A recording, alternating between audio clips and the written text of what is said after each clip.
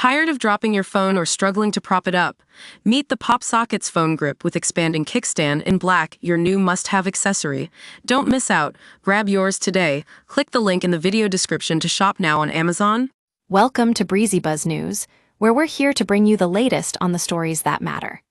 Today, we're talking about a very concerning trend in CBC News foreign correspondent Chris Brown's reporting on the Israeli-Palestinian conflict. Chris Brown has been under fire recently for his coverage of the situation, and it seems like he's not changing his stripes anytime soon. His most recent pieces, a short video broadcast and a full-length article, are just the latest examples of how he's sanitizing and whitewashing Palestinian terrorism, while giving voice to Israel's legitimate concerns. Now, let's take a closer look at some of the specific incidents that Brown has been covering. In his report, he wrote that in February 2025, the IDF killed 112 people waiting in line for flour in Gaza City. But here's the thing. Evidence suggests these Palestinians were killed in a stampede, not by Israeli troops as Brown claims. And this isn't an isolated incident. Brown has a history of using emotionally charged language to emphasize Palestinian suffering, while minimizing official Israeli statements and attributing evil motives to Israel. He's also relying on hostile anti-Israel sources without verification, which is just good journalism gone wrong. Take, for example, his report on the airstrike that took out 12 Hamas terrorists in a residential building filled with children.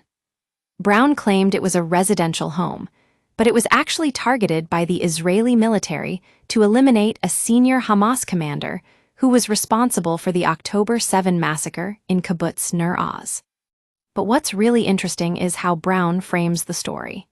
He says human rights groups have assailed the IDF for indiscriminate bombings, without ever mentioning that Israel has been taking steps to address these concerns.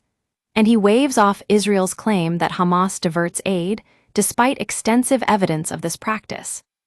Now, you might be thinking, what about the 15 rescue workers who were killed by the IDF in an ambulance convoy? Well, here's the thing. Brown got it wrong on this one too.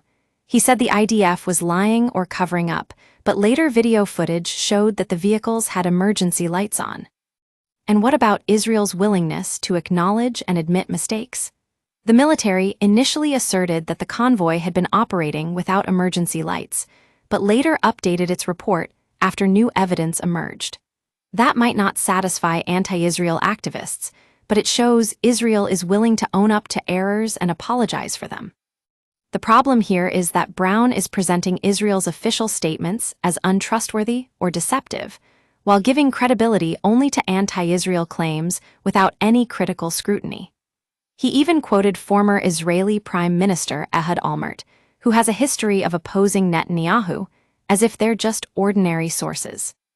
Mohammed El-Saif, the Gaza-based videographer who worked on Brown's report, has a history of hostile anti-Israel views that have raised serious concerns about the CBC News coverage.